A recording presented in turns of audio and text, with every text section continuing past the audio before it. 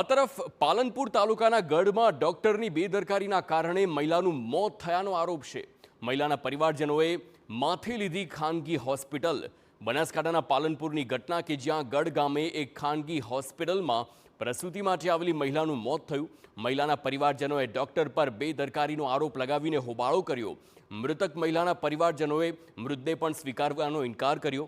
મૃતક મહિલાના પરિવારજનોએ ડોક્ટર પર કડક કાર્યવાહીની માંગ કરી અને ગઢ પોલીસ મથકે ધરણા કર્યા।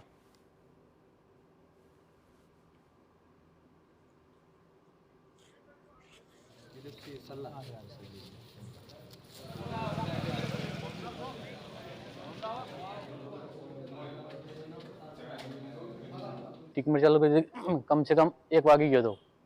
1 વાગે સમય થઈ ગયો હતો અને પછી 1 વાગ્યાનો સમય એટલે ડૉક્ટર સાહેબને મેં કીધું કે સાહેબ તમારાથી મટશે કે નહીં મટે આ પ્રોબ્લેમ?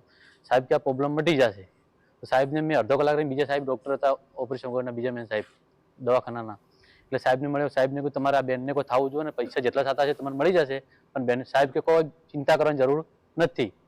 એટલે બેન કે સાહેબ કે પછી ટ્રીટમેન્ટ ચાલુ કરી એટલે બેનનું જેમ ટાઈમ થાય છે 1-1.5 વાગે બેનનો કેસ બગડતો રહ્યો।